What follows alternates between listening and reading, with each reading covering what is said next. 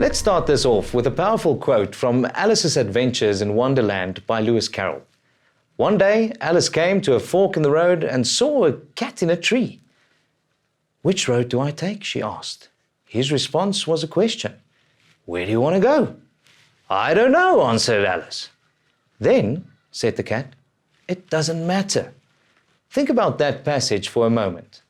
How does it relate to your money? The answer is simple. If you don't know where you want to go or what you want to achieve, then it doesn't matter which path you take. You won't get where you want to go because you don't know what you want. Therefore, if you do not define your financial goals, you'll never reach them. With our financial map analogy, we need to identify our destination so that we know where we are heading. What are financial goals? Financial goals are personal targets to aim for when managing your finances, usually determined by specific future financial requirements. They can involve saving for big purchases or investing, diversifying your income streams, developing a debt repayment plan, or reducing your spending. Financial goals can be targets to aim for in the short term or further down the road. Having rock-solid personal financial goals is a crucial step toward financial security. Why is it important to set financial goals? Setting financial goals helps you to determine your short-term financial goals as well as your mid-term and long-term ones. It also enables you to create a balanced plan and achieve prudent spending and budgeting to attain those goals. With specific goals in mind, it's easier to prioritize which goals to accomplish first. It also becomes easy to track your progress and make the necessary adjustments along the way to adapt to your constantly changing financial situation. 3 important ratios to consider when determining your financial goals. Number 1, the 50-20-30 budget ratio. US Senator Elizabeth Warren popularized the 50-20-30 budget rule in her book, All Your Worth, The Ultimate Lifetime Money Plan. The rule advises you to split your after-tax income into 3 spending categories: 50% on needs, 20% on savings, and 30% on wants. This straightforward rule provides a handy guideline to draw up a reasonable budget that you can stick to in order to meet your financial goals. Essentially, you are allocating your after-tax income into 3 budget buckets.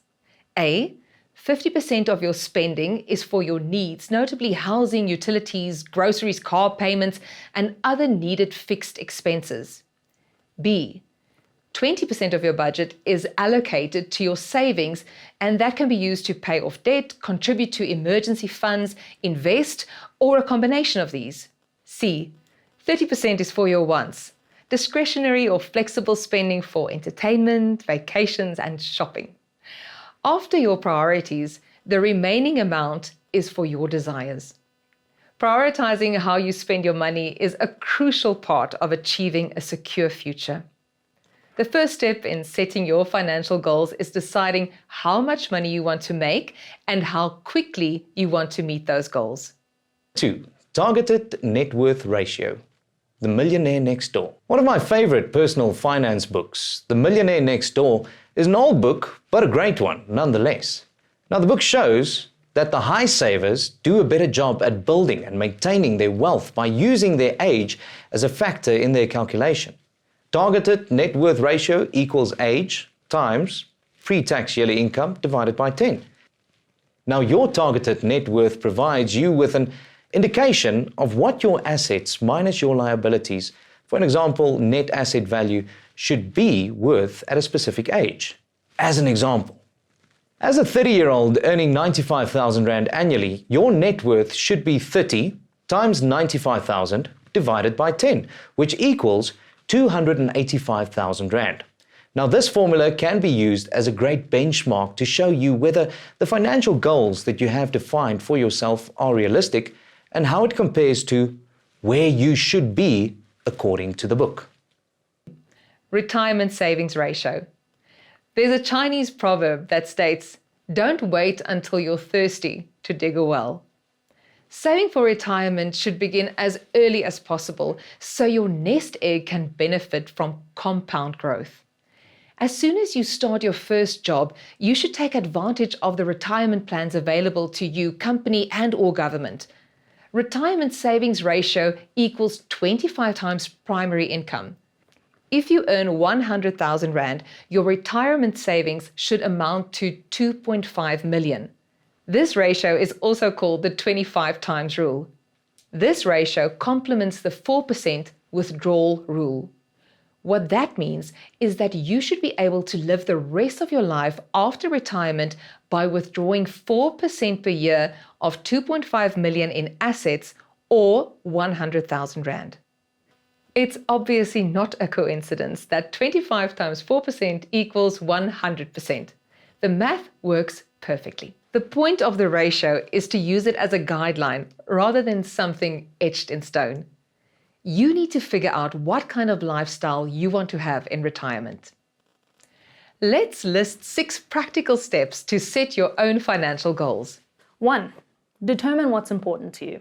Setting financial goals comes down to one crucial thing: knowing what matters to you, whether it's saving enough money to diversify your investment portfolio or starting a business to achieve freedom and flexibility. Knowing what's truly important to you can help you create a game plan.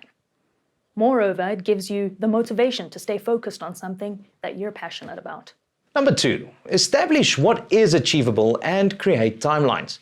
Now, when writing down your financial goal, whether long-term or short-term, it is important that you determine what is achievable within realistic timelines. Now, setting goals that you have no hope of attaining is the easiest way to get demoralized, lose track, and erode confidence. Typically, you might want to give a higher financial priority to short-term goals, but still, you must not lose sight of your medium-term and long-term goals, as the big picture determines your focus. Now, most importantly, you'll have to create a timeline and try to stick to it as closely as possible. A timeline creates a sense of urgency and motivates you to stay on schedule. Number 3, adopt a SMART goal strategy. Setting SMART goals, specific, measurable, achievable, realistic, and timely, bring clarity and precision to your objectives. Along with providing the motivation to reach your goals, this strategy reduces uncertainty and helps you track your progress using tangible KPIs. Simply put, your goals should be precise, not impossible to achieve, and have specific criteria for measuring progress. In order to set SMART goals, start by writing down specific goals you have in mind. When you can visually see the goal, you'll have more clarity and direction. The next step is to categorize your goals into rock-solid personal financial goals, medium-term and long-term categories, and create a timeline for each goal. An example of a specific and time-bound goal is paying off 5,000 Rand credit card debt in 1 year. Once you have your specific, realistic, and time-bound goal written down, start thinking of ways to make it a reality. You can start a side hustle, reduce your expenses, save more money, and adopt other practical strategies to reach that goal. Be sure to document the process to visualize your progress. Number 4, develop a budget. Budgeting is an integral part of setting financial goals. Developing a budget and sticking to it allows you to avoid spending unnecessarily on things that are not crucial, gives you control over your finances, and allows you to track your progress. Having a budget can help you determine your financial priorities. Number 5, reduce your spending. Developing a budget also forces you to evaluate your spending habits and establish where you may be able to cut back. Spending money on things that you don't need derails your money-saving goals, making it harder to reach your financial goals. Some expenses may seem to be small and insignificant, but they can accumulate really fast and become enormous. Therefore, it is important to rethink your spending habits. Number 6, monitor your progress. Tracking your progress helps you to remain focused on reaching your solid personal financial goals. It also gives you a clear idea of your financial position and helps you to tweak your money-saving goals if necessary. Setting financial goals is an important part of how people can take control of their finances. Let's discuss some practical examples of financial goals. Number 1, save for retirement. Saving for retirement is one of the most important financial goals you will ever have, as it will ensure you will have enough money to live comfortably when you stop working. You can set up a retirement annuity or utilize any other effective retirement plan to save for retirement. 2, build an emergency fund. Money-saving goals won't mean anything unless you set aside funds for a rainy day. Life is unpredictable, and emergencies like job loss, medical expenses, and accidents can quickly put you in debt. Having an emergency fund cushions you from emergencies. Number 3, secure enough insurance.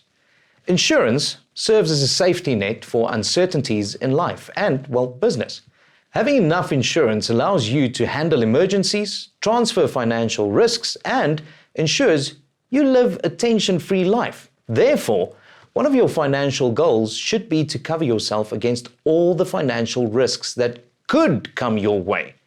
The insurance you need includes, well, medical aid, house and car insurance, and life insurance. Number 4, pay off high-interest debts like credit cards or loans. High interest rates make it hard to pay off credit card debt and loans. Therefore, get rid of high-interest debts first. After that, you can begin to save more money or start to pay off your lower interest debts. Number 5, save for your children's education. One of the biggest financial concerns for parents is paying off their children's education from elementary school to university. It's important to utilize the best financial plans for children's education to avoid huge financial burdens down the road. Number 6, develop and improve skills to earn more income. The best way to achieve your financial goals is to increase your earning potential. So be sure to build high income skills and keep improving on them to stay ahead of the pack. Some of the best skills you can learn in under a year include computer programming, a second language, online marketing, and many more. 7, start a business. One of the financial goals you should prioritize is starting a business and diversifying your income streams. Along with allowing you to achieve financial independence, a business gives you more freedom and flexibility. 8, saving for a vacation. You don't have to go into debt to enjoy your dream vacation. The secret is to set aside enough money to do something you can enjoy and afford. These are just some of the quick steps you can take to get a pulse check on your financial health. It'll help you establish your baseline. From here, you can explore your archives to learn even more about the different areas of your financial life, including getting the right insurance, buying that dream car, and building up your credit.